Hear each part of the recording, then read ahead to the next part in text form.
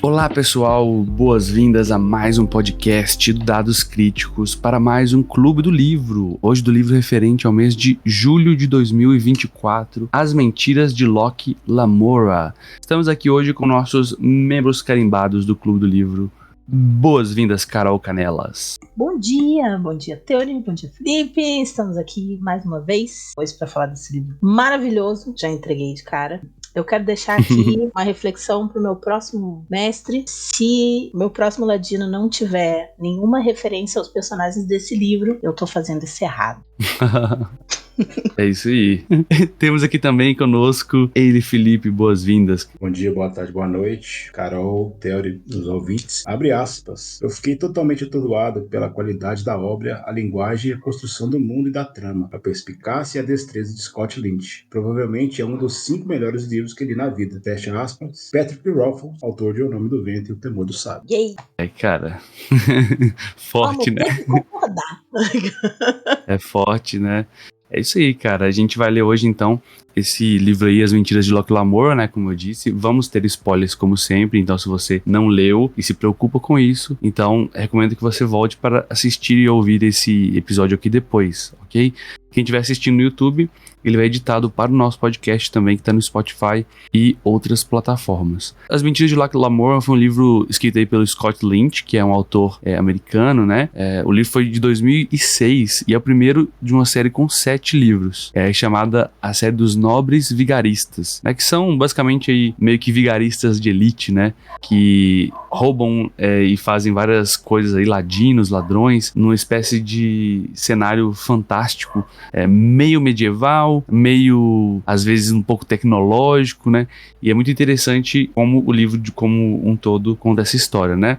Antes de tudo, impressões gerais, né? A gente sempre faz uma impressão geral aí do livro antes de começar, seguindo aqui o nosso roteiro. Então vamos das nossas impressões aqui. Vou começar por você, Felipe. O que você achou, sua impressão do livro como um todo aí? Então, para mim é uma releitura, né? Eu li esse livro a primeira vez há 10 anos e como releitura é sempre bom se visitar, eu sempre gosto, né? Para que a sua mente vai adquirindo novas experiências e tal. E por incrível que pareça, muitas releituras minhas, geralmente o livro geralmente cai de qualidade, né? Eu me torno um pouco mais chato, né? Na avaliação, mas esse aqui subiu de qualidade porque eu comecei a perceber coisas que não tinha percebido na primeira leitura. É um livro bastante divertido, né? Eu acho que ele serve para todo tipo de nível de leitor. Se você é um iniciante, você vai se divertir bastante com a história. Se você já gosta mais de profundidade, colocar as coisas, você vai perceber nuances que para mim são os toques especiais no livro. Então, acho que esse livro para todo mundo, para todas as idades aí, se você gosta ou não de RPG, se você só quer se divertir, então para mim é um prato cheio. E aí você, Carol? É a primeira vez que eu leio o livro. Eu brinquei aqui em casa quando eu terminei o livro, que, né, como o Felipe indicou esse livro muitas vezes, agora ele virou referência aqui em casa, indicação de livro. Felipe fala, leia, eu estarei lendo. Fique ciente, tá? Cuidado que eu indiquei o nome da roda lá, como é que chama? A roda do tempo. O nome da roda. Também. O nome da roda é bom demais, Felipe. O nome da roda. Oi? Mas, ai meu Deus, domingo de manhã começamos bem. Mas o livro tem uma questão que a gente fala muito aqui no Clube do Livro, que são os pilares importantes da história. Um mundo muito rico, personagens muito ricos e com suas características, construção, tudo. Que livro perfeito. Que livro perfeito. Eu sou uma pessoa que gosta muito de jogar de ladino. Eu gosto muito de jogar de ladino. A quantidade de referências e coisas que podem ser usadas pro RPG são infinitas. Infinitas. Eu tô, assim, apaixonada de verdade. Já fui atrás dos próximos livros. E é isso. Obcecada, simplesmente. É isso aí. Eu também gostei muito desse livro, assim, ele pra mim virou uma referência também no quesito de como mestrar, como interpretar ladinos, como conseguir criar essa, pra mim, né, uma referência não só dessa questão de ladino, mas da questão de urban crawl, né, que é você ter aventuras na cidade, com as facções tendo seus próprios objetivos, como influenciar outra. Então isso pra mim, eu queria ter lido antes pra ter tido algumas referências pra conseguir aplicar mesmo em mesas, né, em coisas que eu vou escrever e tal, né, e assim, gostei bastante, cara, gostei bastante mesmo. E dá pra ver, eu senti, assim, uma pegada muito forte de uma experiência de RPG mesmo, sabe? Uma experiência de você jogar ali Blades in the Dark, um negócio do tipo assim, sabe? Porque é muito nesse estilo, Lembra um assim, pouco. da parada das facções e tal, sei lá, eu curti. Né? E vamos falar um pouco do autor, então, que é o Scott Lind, né? Já que a gente tá falando de RPG, que ele é americano, ele nasceu em 78 aí, né? O primeiro livro dele, que foi esse, foi publicado em 2006. Então, desde então, né, até a gente tá em 2024 agora, ele já publicou, né, nem todos saíram no Brasil ainda, se eu não me engano aqui, apenas 3 deles saíram no Brasil. Os 3 primeiros, Isso. sim. E ele também publicou, em agosto aí de 2009, um livro chamado online, né, A Queen of the Iron Sands, né, Rainha das Areias de Ferro, tipo isso. Ele é mestre de RPG, né, eu não sei se foi, né, porque, assim, tem pouca coisa dele na internet, tem que procurar, achar aí e tudo mais, né? Sim. Ele é casado e é isso, né? Vocês têm alguma coisa pra acrescentar também? Ele é casado com uma autora também de ficção científica, fantasia em geral, Elizabeth Bear. Ela também é autora. Bacana. E tem também alguns prêmios, né, que ele foi nominado e tal.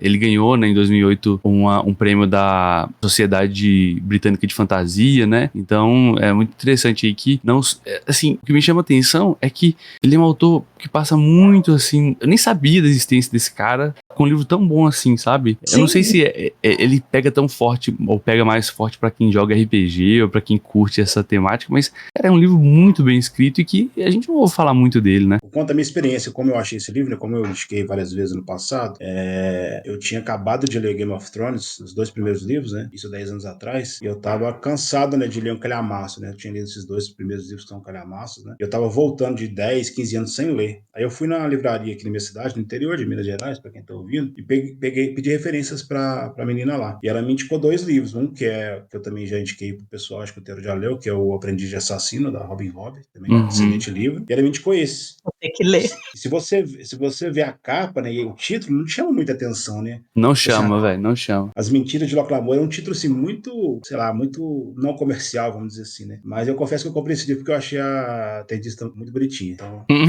por causa disso, eu li o livro e me apaixonei pelo livro. Não, e que gosto, né? Porque ela te indicou 2 livros ótimos, cara, de 2 livros fantasia. excelentes. Mas, para adicionar sobre o autor, né, talvez um dos motivos dele ser mais low profile, né, é que ele já divulgou diversas vezes no Twitter dele que ele sofre com depressão, né, e transtorno de ansiedade. Ele deixa isso muito aberto, então ele usa até a plataforma para conscientizar e tal, mas por isso que ele é mais low profile nesse sentido aí. Mas acho que falando tudo, não tem muita coisa a falar sobre ele, sabe? Ele é casado com a escritora, né? Ele trabalhou muitas coisas antes, nada a ver com literatura. Ele já foi bombeiro, já foi cozinheiro, recepcionista de hotel. Ele começou a escrever, acho que de fato, com 20 e poucos anos de idade, então nunca é tarde para começar aí. Sim. E, poxa, já começou com um livro foda, né? Já começa com o pé na porta. Exato.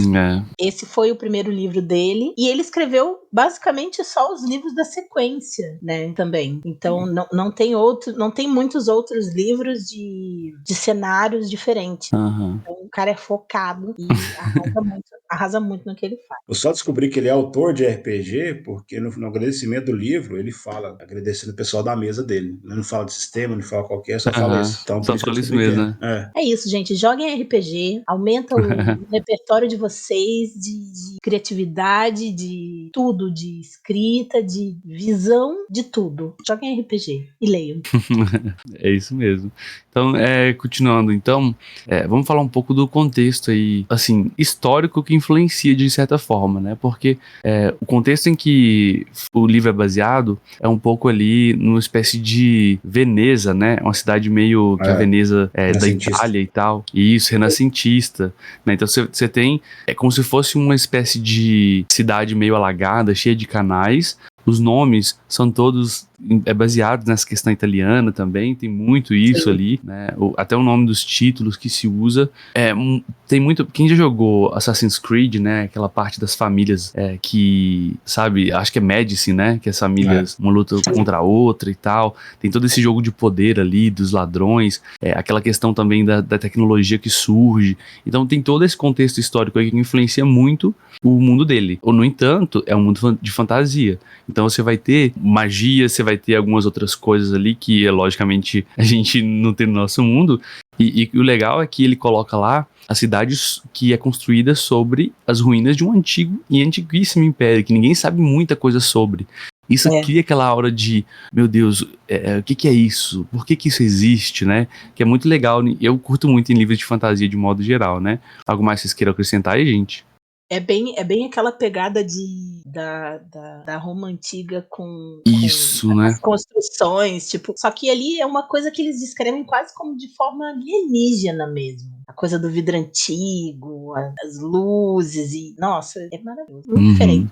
Eu separei uma citação que fala um pouco sobre o mood do cenário, porque tem aquela coisa de ser um lugar, assim, que remete a uma ilha, né? E ter toda essa organização meio criminosa em volta. E aí alguém fala sobre isso. Agora eu não lembro qual deles que fala, mas o comentário é esse. Trombadinhas roubam do populacho. Comerciantes roubam de quem conseguem tapear. Capa Bassavi rouba dos ladrões e do populacho. Os pequenos nobres roubam de quase todo mundo. E o Duque Nicovante, de vez em quando, sai com seu exército para roubar até as calças de Talverá ou gerente. Sem falar no que fazem com seus próprios nobres e seu povo. Ou seja, nós somos os ladrões dos ladrões e fingimos ser ladrões que trabalham para um ladrão de outros ladrões. É isso aí. Tem várias referências, né? Se você vem de outros mundos, né? Por exemplo, tem muita coisa que você pode ligar Novigrad, The Witcher, você pode trazer de Baldur's Gate, né? Cidades costeiras medievais que tem referência com pirataria, com roubo. Você acha ali, só que tem sempre um toque especial que deixa a cidade com a amor mais única, né? Sim. Exato. É muito, assim, tem essa analogia novamente da cebola, né? Tem várias camadas e que ele vai apresentando pra gente, eu percebi isso, aos poucos e na medida que aquilo faz sentido pros jogadores, pros jogadores não, naquilo que faz sentido pros personagens lá. E aí isso fica interessante pro leitor também, porque aquilo afeta os personagens, né? E até a estrutura que ele usa para mostrar isso. A gente vai falar um pouco disso, né? Com flashbacks e outras coisas, então é muito interessante. Vamos fazer um resumo, então, do plot aqui, do que acontece na história de modo geral, né? Mas bem breve mesmo, assim, pra gente ir comentando durante. Mas, basicamente, a gente conhece no início do livro o Locke Lamora, né? Que é um órfão ali, que assim como várias outras crianças que nessa cidade são deixadas ali como órfãos e tal, eles são pegados por uma espécie de... Eles são meio que vendidos, né? Por uma espécie de homem ali que cria essas crianças como ladrões. Ele cria e treina elas como ladrões em troca de abrigo, comida, proteção.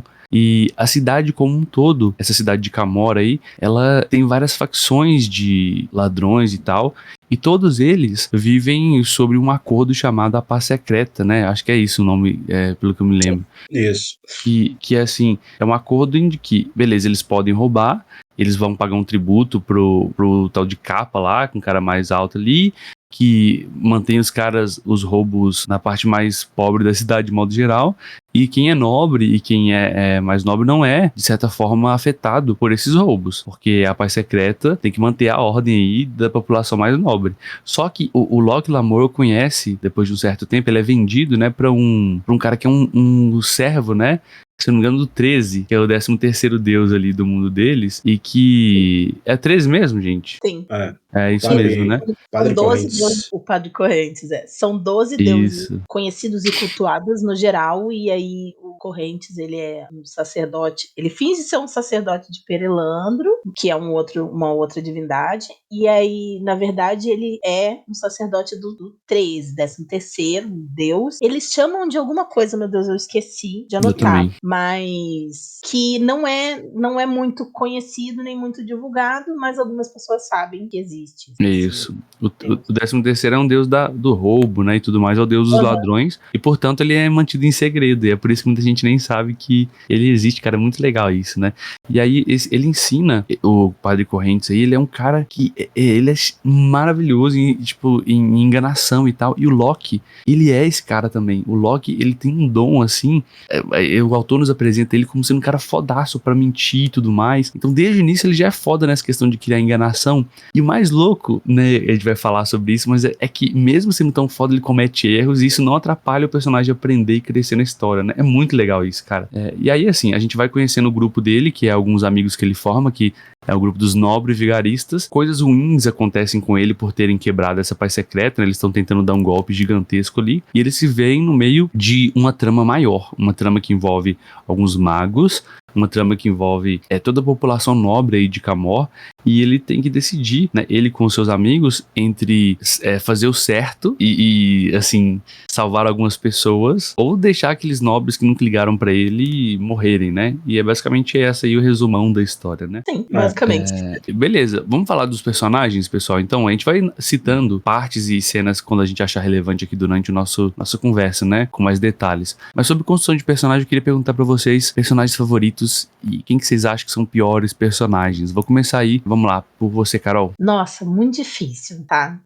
Muito difícil, porque todos os personagens são construídos de uma forma muito legal. Nem todos eles são construídos com muita profundidade, porque é bem aquilo que você falou, né? Eles vão aparecendo e sendo desenvolvidos conforme a história vai andando, para que você entenda o contexto daquilo. E, lógico, a gente vai ter um desenvolvimento maior dos principais nobres vigaristas, que são o Locke Lamora e o Jean Tani, né? Só que todos os personagens têm alguma coisa muito legal. O Padre Correntes é incrível, eu acho ele maravilhoso. Mas até personagens que que aparecem menos, tem menos espaço, eles são construídos de uma forma muito legal. A Vorchenza, a velha lá, a aranha, ela é muito legal. A coisa toda meio mafiosa do Capa Bassavi, achei muito legal. Difícil escolher. Eu ficaria, tivesse que escolher assim um personagem, eu acho que eu escolheria ai, que difícil.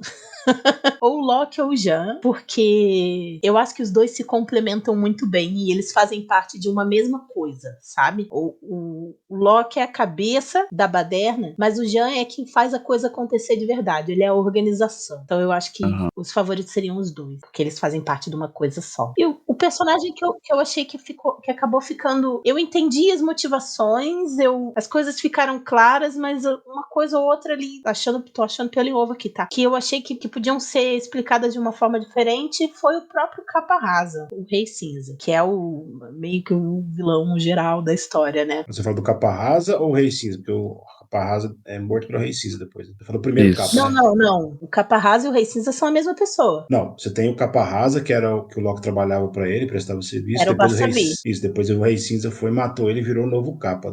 O Capa é o cargo, né? Vamos dizer assim. Sim, mas o Capa anterior era o Bassavi. Isso. Tinha os filhos. Eu falei. Você fala do Rei Cinza, né? O Rei Cinza, o Capa Rasa. Tá. Ele Isso, que eu achei que a ascensão dele foi muito legal. Eu imaginei que tivesse. A verdade é que eu imaginei que tivesse um plot muito mais complexo por trás e não só uma questão de vingança pessoal naquele sentido. Foi isso. Nossa, é verdade. Eu só me lembro de falar sobre isso, né? De achar que é um plot mais complexo. Não vou abrir um parênteses aqui, não. Mas pode falar, Felipe, seus personagens. Eu acho que o Locke Lamora e o Jantan, né, provavelmente vão ser os preferidos, porque eles têm mais tempo, né? Mas eu gosto muito do Barsavi, porque ele me lembra muito o Don Corleone em alguns aspectos, sabe? Muito. Ele é aquele cara, né, sabe que é mal, mas ele põe a família em primeiro lugar. Então, senti muito da máfia italiana nesse processo. Demais. Só pra sair do comum, né? E eu acho que ficaria igual o Carol também. Não porque ele seja ruim, o Rei Cinza, mas essa história do vilão revelar as motivações dele pro final, naquele confronto, talvez isso hoje em dia já está mais batido, né? Esse livro é de 2006, naquela época, acho que todos os livros não eram assim. Mas só também pra citar uma coisa, porque não tem nada muito contra também, não. Todos os personagens, pra mim, eles exercem umas funções bem específicas, né? Por exemplo, os gêmeos, né? O Caldo e os gêmeos Sansa, né? O Caldo e o Galdo, eles são, né? Vamos dizer assim, a trupe que faz a parada, que é um pouco de alívio cômico também, né? O Pulga ali, que é um novato, que vai morrer primeiro, que você vai...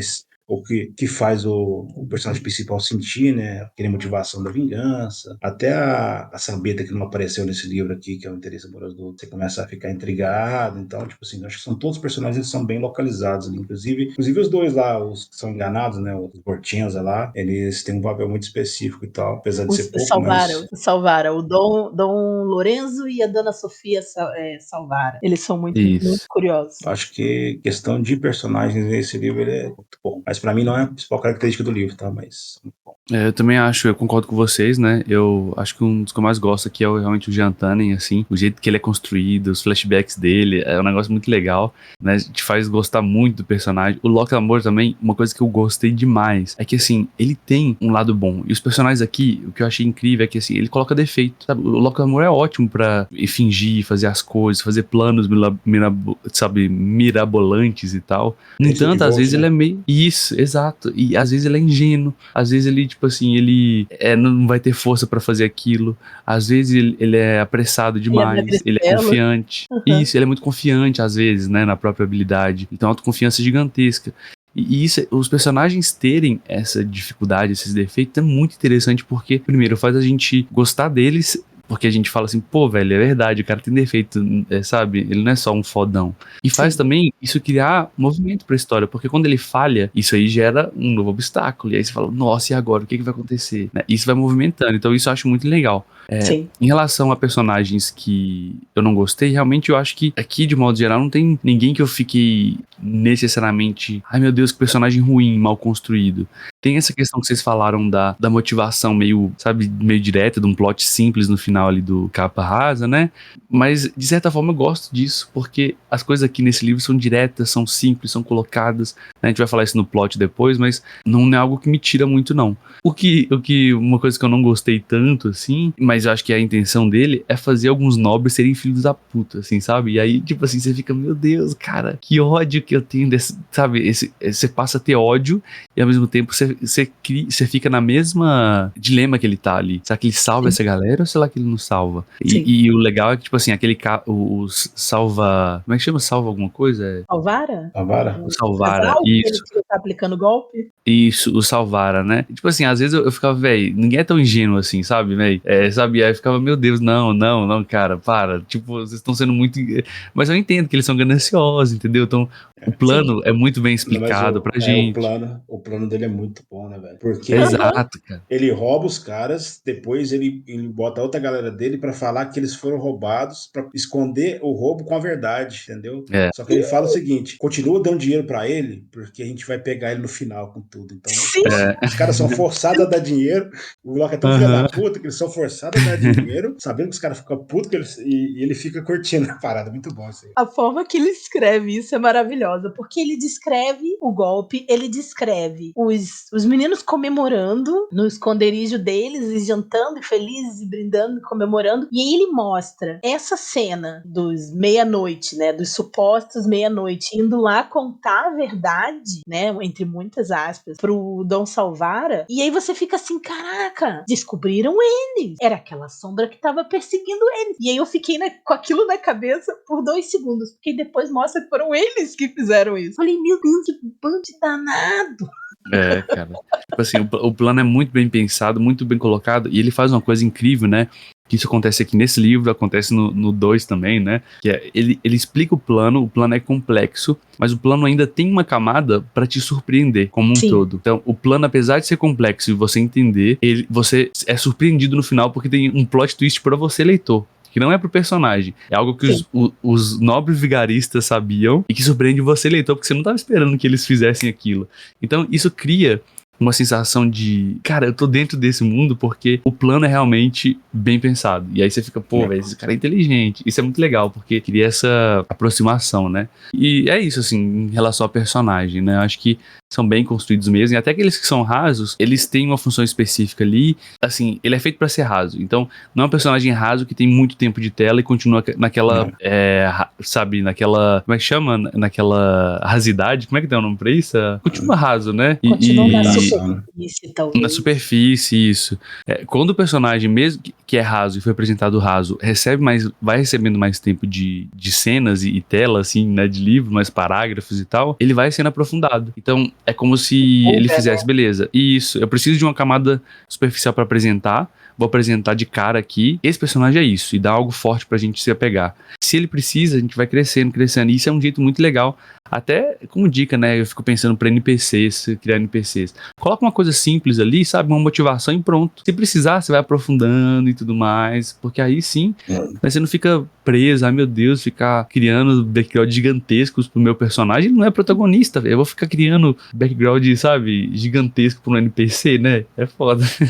Deixa eu abrir uma aspas no que você falou lá sobre as falhas do Loki, né? E é interessante que você pode traçar muito bem, né, um jogo de RPG. Ele, por exemplo, eu lembro de uma cena específica que ele perde tudo, né? E tem que arrumar uma roupa para ir na festa para confrontar, né? Então ele vai tentar comprar a roupa dos caras e vai falhando. E aquilo ali pra mim é muito falha de teste, sabe? O mestre pede um teste e o cara fala, se não me engana, não, você não é dessa região, etc. Só que aí você vê também a questão do fail forward, né? Que a gente já falou algumas vezes alguns vídeos dele, a gente já discutiu. E a falha leva para uma outra possibilidade. Então o cara falha lá tentando comprar a roupa do cara e vê o dono da taverna lá em cima. Então o cara já tem uma ideia. Então ele já vai mais tanto preparado como desesperado, né? Então você percebe que o personagem vai perdendo a paciência, perdendo aquela frieza dele. Então ele vai tendo que improvisar na hora e tendo que correr. Tipo assim, parece que o personagem não gosta disso, ele gosta das coisas mais calculadas. Então você vai percebendo isso tudo, isso é muito foda. Maneiríssimo, é verdade. É isso aí. Em relação à ritmo e narrativa, né? Eu gostei muito do jeito como ele utiliza flashbacks e essas cenas em outros núcleos para poder dar dinamismo pro livro. Porque eu, particularmente, li esse livro numa velocidade que até me assustou. Porque eu fui lendo assim, e aí voltava um flashback. Me lembrou muito o jeito que o Dan Brown escreve livros, separando as cenas e deixando sempre um ganchinho no final pra você querer virar a página. Eles chamam isso em inglês de page turner, né? Que é os viradores de página. Você quer saber o que vai acontecer, aí você vai virando, e aí vai virando a página, e na hora que você vê, você tá terminando o livro. Então eu senti que, ao fazer isso, no início me estranhou, tá? O primeiro choque, assim, porque ele já vai muito direto. Esse é o Locke Lamore, não explica ninguém, esse aqui, não sei o que, o mundo é isso, e aí você leva um primeiro choque, fala assim, meu Deus. Eu particularmente, né, que é isso? É muita coisa, muito nome, muita gente, muitos lugares da cidade que ele nem explica, ele só fala, vai pra lá, é tal lugar. Depois que você acostuma, aquilo assenta, né, cara, começa a fazer tanto sentido que você vai puxando, e é legal que ele só explique, só joga assim às vezes, né, meio que sem explicar, porque isso faz com que você sinta também que, tipo assim, isso é algo real também, né, não precisa ficar colocando ali 20 parágrafos explicando o que é a história dessas ruínas, porque não sei o que, quando faz sentido, isso parece, né, velho, isso é muito legal, então eu curti muito o jeito do ritmo da narrativa aqui. Eu não sabia onde é que eu ia encaixar isso que eu vou falar agora, acho que eu posso aproveitar seu gancho. Pra mim, apesar dos personagens serem incríveis, o que é o ponto-chave desse livro pra mim, que eu só fui descobrir agora na releitura, quando eu li a primeira vez, acho que eu não tinha essa mentalidade, é o world build desse mundo, porque ele não te dá detalhes, eles não te esfrega, não te dá uma nota de rodapé, ou faz um, entre aspas, um NPC explicando, essa aqui é onde morreu o fulano de tal. Ele te joga num contexto do personagem e que você vai descobrir à medida que você for lendo o livro. Isso pra mim é respeitar o leitor. Ou, no caso de uma série também, é respeitar o telespectador, etc. Porque hoje em dia as pessoas estão muito preguiçosas, né? Tem que entregar as coisas muito mastigadas. Isso pra quem gosta de que é profundidade, pra mim é quase um insulto, tá ligado? Por exemplo, tá uma cena lá da série The Witcher, Batalha de Madeira. Os caras fazem uns cortes pra explicar a região que não tem porquê, tá ligado? Tipo assim, aqui... Não tem necessidade nenhuma. Ô, Felipe, tem um exemplo perfeito na série do Senhor dos Anéis, quando transforma Ila. Tem um lugar lá que tem um vulcão que estoura no final da primeira temporada, e aí aparece na tela escrito assim, não sei o que, aí vira Mordor, né?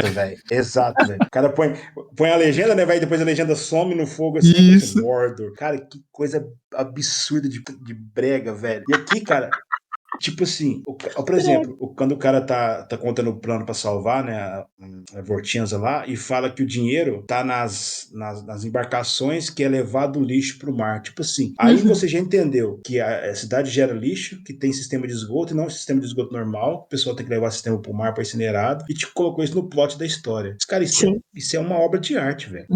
Isso é uma obra de arte. Tipo, você tá te contando o world build à medida que o seu personagem tá sendo envolvido. Isso serve muito pra você, né, pra mim, no caso, que curte o world build, e você perceber que o world build ele só faz sentido se ele fizer sentido pros personagens, tanto do seu livro ou do seu história de RPG. Não adianta nada você tocar uma espada Vorpal e explicar um textão que o jogador só quer pegar essa espada e cortar a cabeça do dragão, entendeu? Você tem que colocar essa parada no sentido que faz sentido da história, até pros jogadores encaixarem isso aqui, para. Pra mim foi, tipo assim, o toque, vamos dizer assim, o morango no bolo, assim. Ó, pra mim foi perfeito. Bom demais. Você me lembrou até uma cena, você falou do negócio da coisa do esgoto, isso me lembrou uma outra cena, que é quando eles estavam indo, que o grupo tava todo num barquinho, e eles estavam indo, e eles vão passando pelas regiões, e eles vão descrevendo o que eles estão vendo. Tipo, e o lugar onde o pessoal tá trabalhando, fazendo um trabalho que é, tipo, muito ruim. Ou, o lugar onde estão pendurados os criminosos que foram pegos. E aí é justamente mais ou menos nesse ponto ali que eles contam de onde o Pulga veio, que é o tal do caldeirão, que é um lugar que todo mundo acha completamente asqueroso. O lugar fede. E eles descrevem isso na hora que eles estão passando por ali. Então você começa a criar, é como se você estivesse entrando vou fazer uma analogia com o RPG aqui. Você tá entrando numa masmorra, numa dungeon, e que é muito escuro e você tá com uma tochinha. Conforme você vai avançando, aquilo vai aparecendo pra você. Uhum. Foi exatamente essa sensação que eu tive. Não era do tipo assim, de ficar descrevendo 1000 coisas sobre o cenário e depois botar os personagens mais ou menos por ali. Na maioria das vezes, era quando eles estavam passando por ali. Coisa dos festejos cambiantes, que tudo são barcos e que tem árvores e aquilo é incrível. Incrível. A forma que ele vai descrevendo é uma coisa que é completamente fantasiosa e difícil de você encontrar uma referência real, mas ele vai descrevendo e dando cor e vida pra isso conforme os personagens vão passando pelos lugares. Eu achei incrível, incrível. Uma coisa que você falou aí, Carol, que eu acho que é interessante, é que isso causa 2 efeitos que eu vejo, assim, que é legal.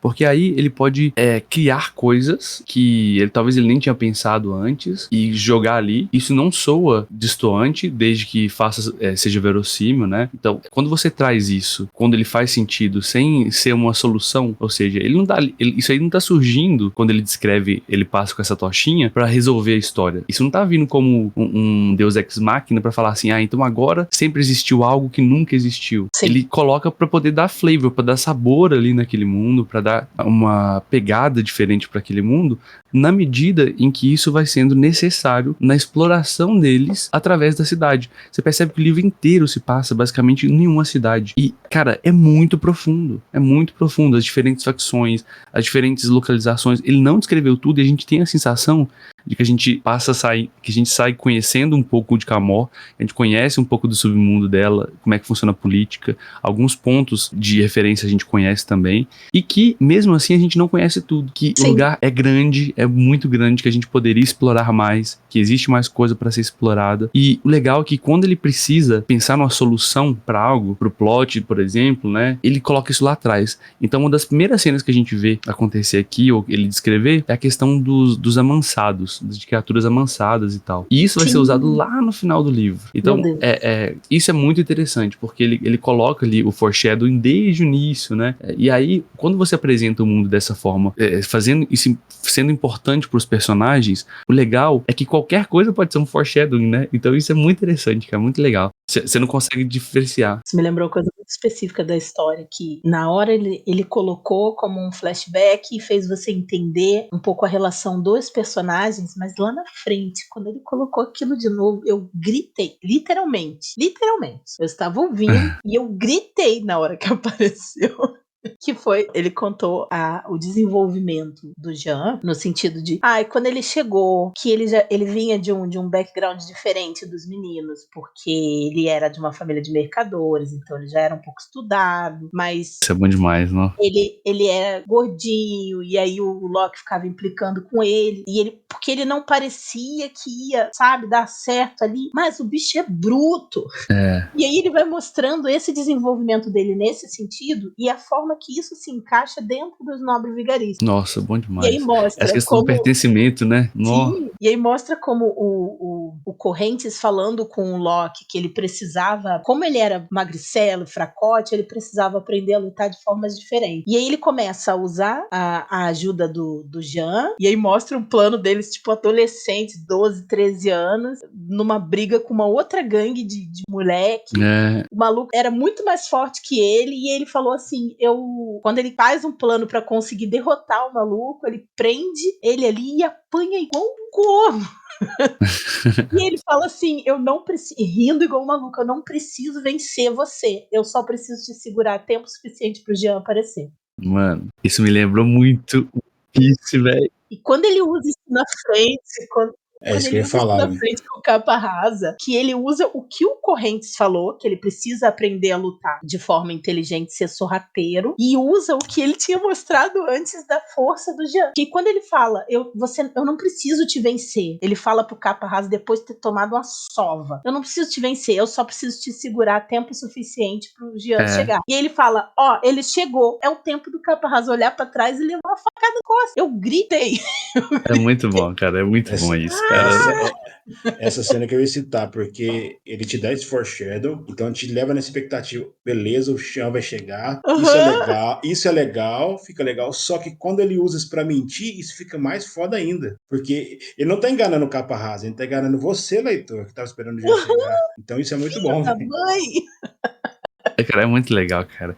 E eu senti muito, assim, não sei se quem tá ouvindo aí e já leu sente também, mas eu senti muito a pegada do Luffy aqui no Loki, sabe? Nesse sentido de, tipo assim, velho, beleza, eu posso até ter qualidade, ser forte e tudo mais, mas meus amigos, cara, essa questão do pertencimento foi muito bem escrita aqui, porque eles têm uma rejeição, sabe? É isso que o Felipe falou. O fato deles rejeitarem primeiramente o Jantanen mostra que eles têm um ressentimento por precisarem ser ladrões em uma cidade onde os nobres vivem sobre as pessoas. E aquele menino vem desse contexto e isso representa esse ressentimento, porque assim, eles nem conhecem o Jean. Então quando eles estão ressentidos com o fato dele estar querendo entrar ali, eles estão ressentidos com o fato deles serem quem eles são, estarem no lugar que eles são. Eu percebi isso dessa forma, né? E à medida que eles vão entendendo e vai mostrando que o Jean ele pode ser aquilo ali também, eles vão mostrando o personagem, ele vai mostrando o personagem pra gente, à medida também que ele mostra que, tipo assim, esses caras aqui, cara, depois de ter passado por tudo isso, são amigos de verdade, sabe? Isso é muito importante. É muito importante essa questão do grupo. E quando acontece qualquer coisa com esse grupo, a coisa, tipo assim, isso importa de fato, porque você se importava com os personagens, entendeu? Então é isso que é importante, é isso que eu acho que é legal. Isso vai ressoar muito na história, até no próximo livro, do desenvolvimento dos personagens, assim, né? Porque é muito profundo, assim, a relação deles. E você vê que tem consequências, cara. Isso que é legal. Tem consequências acontecendo no livro inteiro, assim. Personagens morrem. Quando eles tomam más decisões, essa decisão má, isso, velho. Pô, velho, quando acontece a parada lá do templo, que o templo é todo queimado, você fala, caralho, e agora, mano? Tipo assim, velho, que é isso? Tudo, a É vida muito toda doido. deles foi pro saco. Primeiro, assim, acho que na hora que acontece ali a virada, que o Rei Cinza vai atrás dele, que quer que ele faça o tal do golpe contra o Bassavi, primeiro você pensa, vai dar merda, ele vai ser descoberto, não sei o quê. Já no dia seguinte, que ele vai visitar, que o Bassavi cata ele, pra dizer que a filha dele tinha morrido, eu tava aqui trabalhando e escutando o audiolivro, bem tranquilo, fazendo aqui meu desenho. Quando ele falou isso, eles mataram ela, eu parei o que eu tava fazendo, botei a mão na boca e fiquei assim, eita, voltei pra ouvir de novo. Falei, como assim? E as coisas vão se acumulando uma por cima da outra. Você não consegue respirar. Velho. E aí depois acalma, beleza, vamos pensar no que a gente vai fazer. Isso aqui não deu certo. Nossa, a cena do Jean, inclusive, né, fico alerta aqui para aracnofóbico, né? Os demônios do Sim. sal. Os demônios do sal, eles são aranhas gigantes, tá? Fica Não aqui tinha pensado nisso. Pois é, Eu imaginei outra parada, sei lá. aranhas Também não. gigantes, eles descrevem como aranhas, mas na hora que eles estão naquela coisa de tentar buscar o barril que o Loki tá preso, que aflição, aí 4 criaturas, um pirralho, que era o Pulga, e o Jean tentando recuperar aquilo e lutar contra as criaturas. Assim, ó, desesperador, mas é muito legal. Tudo tem peso, né? Eles usarem os tubarões também como até mesmo Sim. divindades, né, sacrifício, ou feito sacrifício a eles ali. É usar o cenário, né? Tipo assim. Você não vê quase história nenhuma de pirata usando um tubarão, né? Uma figura Sim. que tá bem ali, né, cara? Tipo assim. Eu achei muito original isso aí. Eles expandem muito. O segundo livro é um livro sobre piratas, né? Vou ter que ler o segundo, ou usar a desculpa de que é pra enriquecer a minha personagem, que é uma pirata. É bom. Então, assim, essa questão de ritmo narrativo é muito interessante. A ambientação a gente já falou de modo geral, né? Nessa questão de como é bem ambientado, e a gente foi falando como que ele vai trazendo isso pros personagens, não só descrevendo a coisa em si, né? Sim. Sobre os diferentes núcleos, ele transita muito, né, sobre cenas que ele narra com Loki, às vezes com Jean, flashback com outros personagens, às vezes até a própria Aranha sozinha lá. Então ele tem essa flexibilidade narrativa aí pra colocar a cena com diferentes personagens. Eu acho que isso dá um dinamismo, até na questão de passagem do tempo, que é o nosso próximo tópico aqui, de poder, tipo, fazer com que o tempo passe de uma forma que não seja maçante. Ou seja, quando não é relevante, quando não tem escolha significativa sendo feita, corta, né, e aí vai pra próxima. Porque você vai ficar descrevendo o personagem abrindo porta, trabalhando o dia inteiro, sabe? Beleza, ele faz isso ali de forma, quando é relevante, passar esse marasmo, ele faz. Mas se não é relevante isso pra aquela história que tá sendo contada, não precisa, né, cara? Então isso é importante, eu acho. Gostei bastante do jeito como foi feito. E vocês? Tá me falando então que não precisaria de um Tom Bombadil, um mês lá dos personagens lá? Ai, eu acho que não, isso. cara. É isso mesmo, eu tô falando, cara. Desgraça. Toda oportunidade tem uma. Toda oportunidade é uma bandeira de hate ao Tom Bombadil é levantar. Pô, o Tom Bombadil quase... Velho, eu desisti de ler quando eu fui ler, eu tinha uns 14, 15 anos. Velho, comecei a ler e falei, cara, não vou ler essa merda não, isso aqui não é pra mim não, é muito, sei lá, eu não tô conseguindo ver a profundidade desse livro aqui, é muito chato, velho. Sabe, aí... Não, o Tom Bombadil me fez odiar. Até hoje eu tenho um trauma de música no livro, cara. Nossa senhora, meu Deus do céu. Quando começa, vamos cantar uma canção. Cara, não sou a Dora Aventureira, não, velho. Que ódio, mano. Coitada da Dora. A Dora tomou de tabela aqui. Caramba, mano. É foda. Mas é isso. Sobre o plano geral, vamos pensar no plot aqui. Cara, a gente só tá elogiando, né? Porque o livro é bom, né, cara? Mas o que vocês acharam, assim? Deixa eu falar sobre aquilo que eu falei antes, sobre o plano ser simples, no caso a motivação ali, sabe?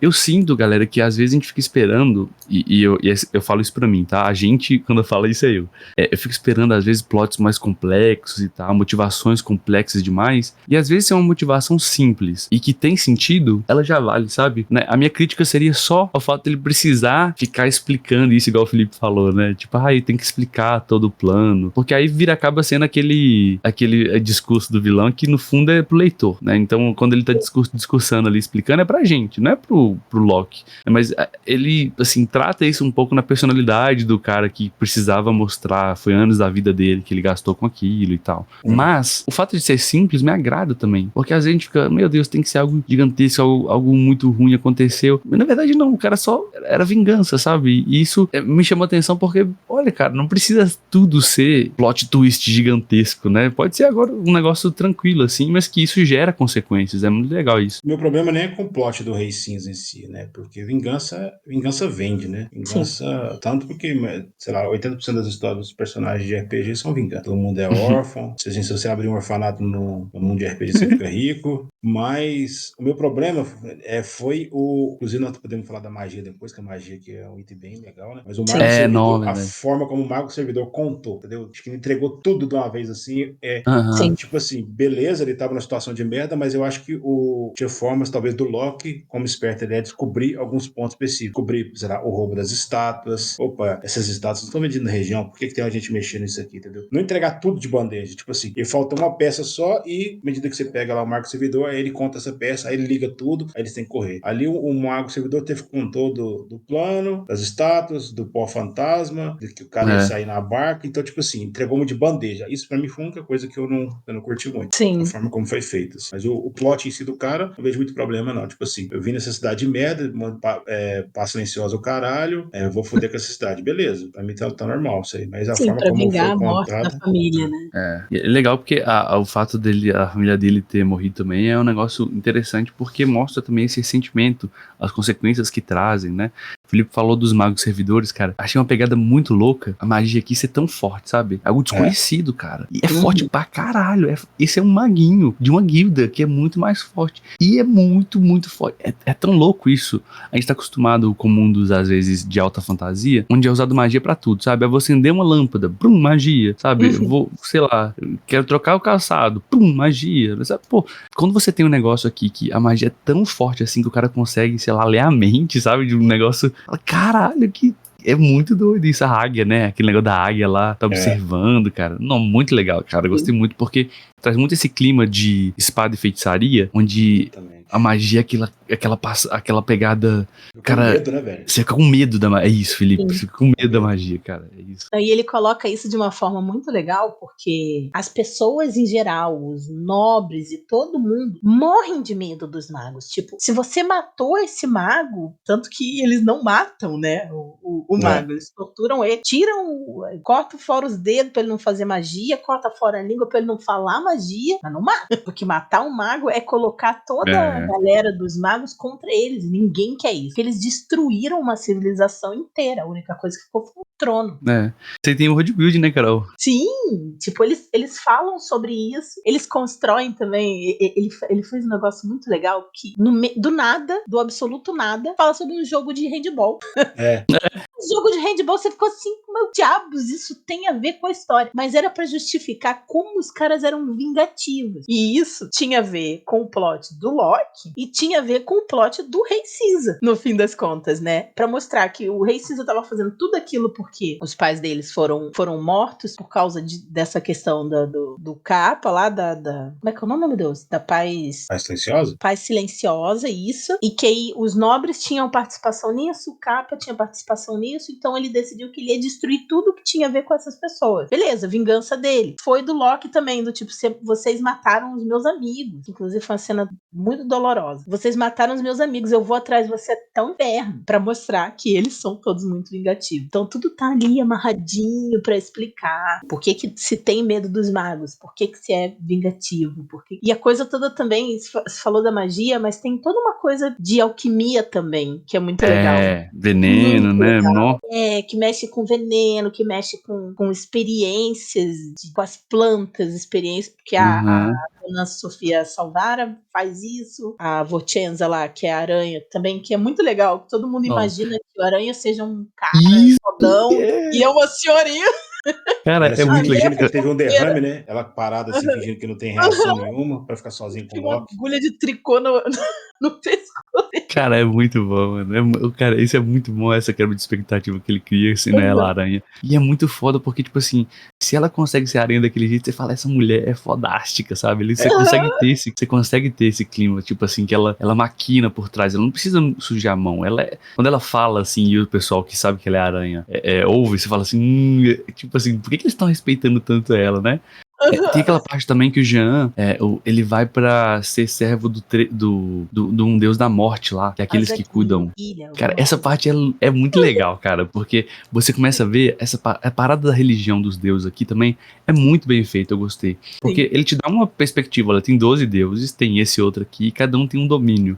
E não é aquela coisa que, tipo, beleza, o Forgotten Realms, uma caralhada de deuses, assim, cada um domínio se sobrepõe, não sei o quê. Tem esses 12 aqui, e tipo assim, isso é fácil de você pegar. E à medida que você vai aprendendo, você vai falando, isso aqui é de Perelandro, né? Aí tem um também, o Sansa, um dos gêmeos, né? Que inclusive a gente confunde os nomes o tempo todo. Caldo e Galdo, né? É Calo e Galdo. Aí Calo e Galdo, isso. Não é caldo, não. Mistura caldo, galo.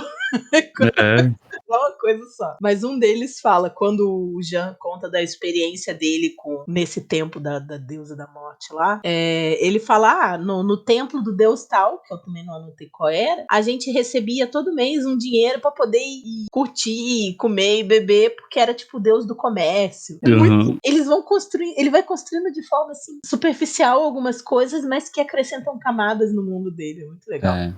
O que eu vejo assim, como o que eu absorvi assim, é o seguinte: joga a coisa ali de modo superficial mesmo, assim. Não precisa, sabe, se forçar a colocar 1000 profundidade naquele momento, que quando for necessário, você pode aprofundar aquilo ali, sabe?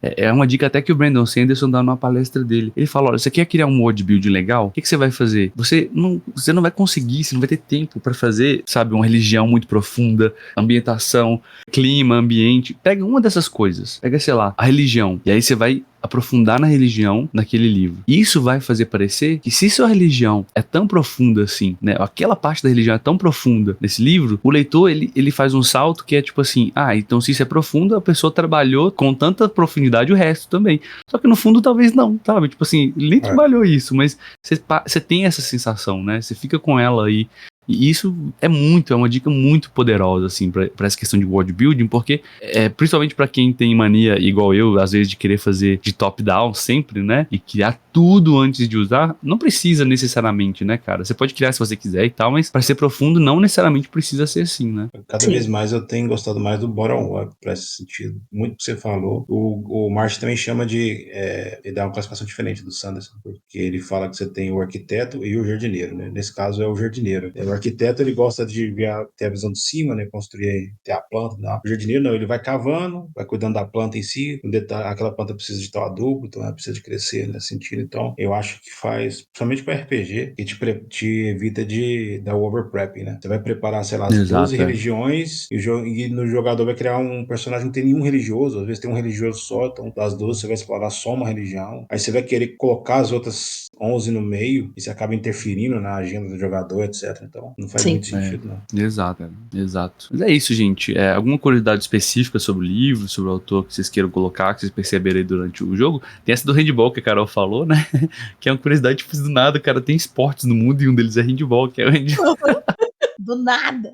Muito louco, né? Tem a questão das nomes em italiano, né? Então, esse negócio de capa é um título mesmo, assim, utilizado, né? De certa forma, né? Uma parada aí, pelo que eu pude ver. Eu não sei se tá ligado à questão de mafioso ou não, mas essa questão do capa, ela é usada bastante, né? Como um título de alguém poderoso, de modo geral, um líder, né? E tal. Curiosidade tem minha. Tem as minhas pessoal, né? Porque, como eu comentei aqui antes da gente começar a gravar, que eu comecei a jogar RPG no finalzinho da 3.5 para a quinta edição, né? Então, hoje D&D tá completando 10 anos, né? Foi exatamente nessa época que eu li o livro. Então, esse livro se confundiu muito, né? Eu criei um personagem... O segundo personagem foi basicamente o Locke Lamora, só que Halfling. Então, eu usei esse livro como muita inspiração, né? Todas as cagadas que você vê o Dudu fazendo na sexta-feira, na quinta-feira lá com o Theory, muito só foi tirado de inspiração aqui desse livro, provavelmente.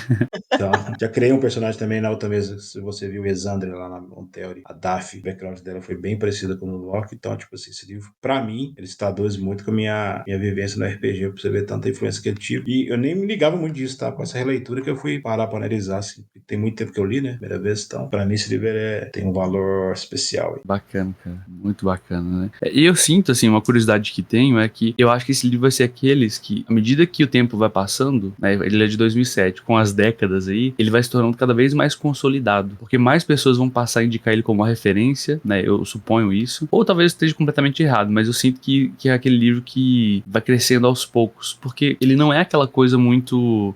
Ele poderia ser, tá? Dependendo de como a capa é feita, o título é feito aí, eu vejo que ele poderia ser um boom, assim, sabe? Essa parte talvez não tenha sido tão pensada nesse sentido, né? Um autor que faz isso muito bem é o Brandon Sanderson, né, cara? Ele faz marketing de um jeito maravilhoso, vou falar pra você. Tem aquele canal do YouTube dele, ele pensa os títulos, beleza, vamos pensar nesse título aqui, né? E funciona, né, cara? Mas eu sinto que esse livro, com o tempo, isso não é uma curiosidade, é mais uma opinião mesmo, assim. Eu acho que com o tempo ele vai, pelo menos no meio do RPG, se tornando uma referência aí pra galera. Porque, cara, as analogias são muito diretas, sabe? Muito diretas mesmo. E é isso, assim, dá vontade de terminar o livro e jogar um urban crawl, né? Tipo assim, um city crawl aí, viajando na cidade e tal, e muito legal, cara. Opinião geral do livro, galera, pra gente finalizar, indicações também, né? Você indicaria? Tá meio óbvio aqui, mas... Vamos lá, Carol. Será que eu indicaria? Eu diria que indicaria pra caramba pra qualquer leitor, porque é um livro muito bem escrito, ele tem uma história muito bem construída, personagens muito interessantes, independente do seu background. Mas se você joga RPG, é sensacional. E se você nem eu, bem ladino, a maioria eu percebi, e foi recentemente, olhando em retrocessos meus personagens, eu percebi que eu jogo muito de ladino. Então eu cheguei a essa conclusão de que eu sou praticamente main ladino.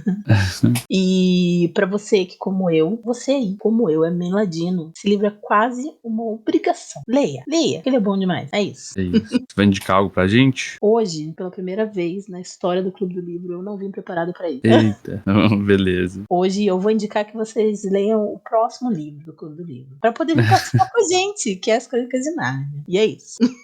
Boa, boa. Esse aí, Felipe, opiniões gerais e sua indicação também. Pô, acho que a opinião geral deixou claro aí, né? Se você ouviu o podcast, que eu dou poucas 5 estrelas para livros, né?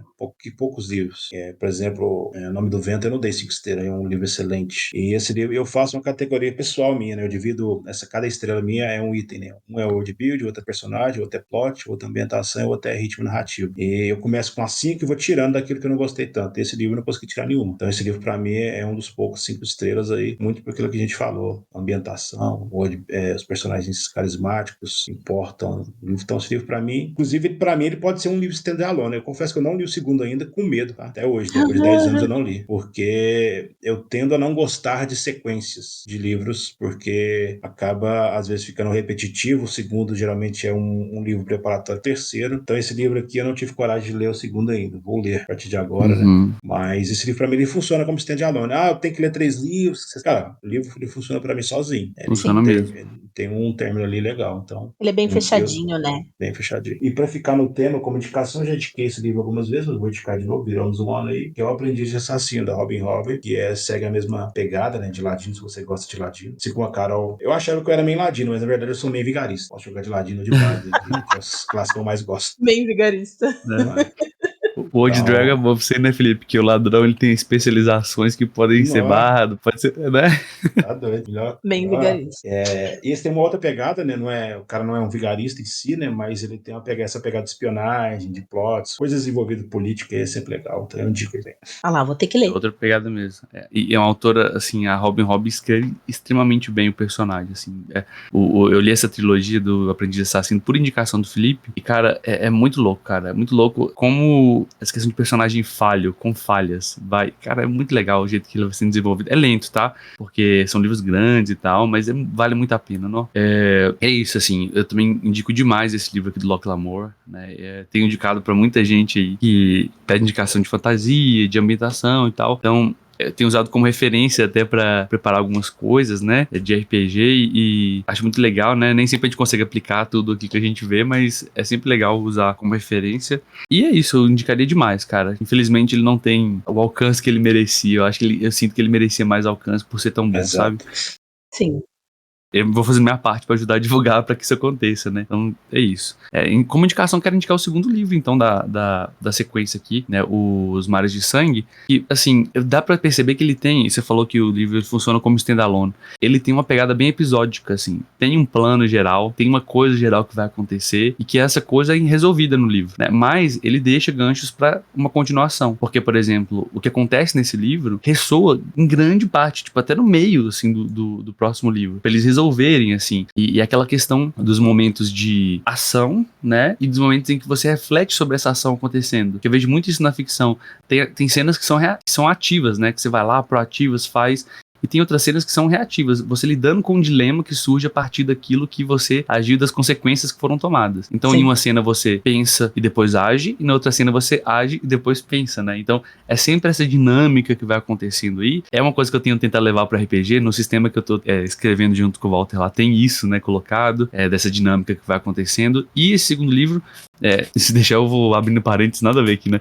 Mas esse segundo livro, ele traz isso. Ele tem uma pegada completamente diferente do mares e tal, de pirata e pirataria, mas tem seu plano ali. É uma ambientação em uma outra cidade, sabe? Então dá pra ver que ele sabe fazer ambientação. E é muito legal, cara. Recomendo aí pra quem quiser ler. Uma leitura rápida. Tem uma pergunta muito importante, tá? Sobre esse segundo livro. Só pra, assim, um pequeno voz pra me tirar um pouco dessa agonia. Aparece o diabo da Sabeta, que eles falam dela o livro inteiro.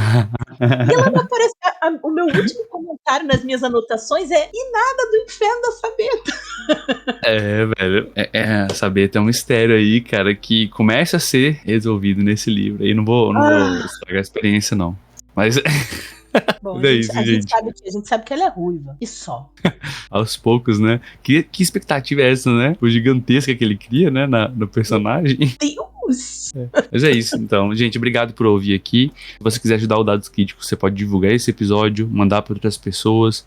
O Clube do Livro e essa sequência aqui de podcasts, ela não é algo muito comercial, vocês sabem, né? Assim, a pessoa tem que ler o livro pra ouvir. Então, a gente precisa de qualquer ajuda de divulgação que for possível aí pra poder chegar em mais pessoas. Mês que vem, a gente vai ler Nárnia, né? Os 7 livros, que são livros curtinhos, infantis e tal. E a gente vai ler as Crônicas de Nárnia aí. E no último domingo do mês, às 9 horas da manhã. Então, você pode conferir a agenda no Discord. Tem sempre lá uma área do Clube do Livro, onde você pode fazer comentários, participar durante a leitura, fazendo os comentários lá no post, né? Que se você quiser. E é isso, galera. Obrigado. E tem o Apoia-se do canal também. Então, se quiser conferir o Apoia-se do Dados Críticos, você pode conferir aí no apoia.se/Dados Críticos, a partir de R$8 aí, o valor de um cachorro quente, uma coxinha hoje em dia. Você faz parte do grupo secreto, recebe os conteúdos exclusivos, tem bastante coisa lá, tem templates de Notion, música pra baixar, tem muita coisa. E você faz parte do grupo secreto, né, que a gente faz lives exclusivas lá. Outro dia a gente ficou até 3 horas da manhã, né, Carol? Batendo papo lá, falando sobre a vida, cara, não é nem sobre RPG só. Mas a gente fica discutindo aí, é muito legal. Sempre tem discussões muito ricas lá no grupo também, não só no sentido de, como você falou da live, né? Não só no sentido do RPG, mas no sentido de discussões pertinentes em relação a várias coisas. É muito legal. Façam parte do Apoia-se pra encontrar a gente lá no grupo dos apoiadores. É muito legal. Isso, mas assim, se não puder, tem o nosso grupo do Discord também, que também é gratuito, tá aberto pra todo mundo. Também tem discussões muito legais, tá? É isso aí, de graça. Galera, muito obrigado. Um grande abraço pra vocês e tchau, tchau. Tchau. Este podcast foi editado pelo Dados Críticos.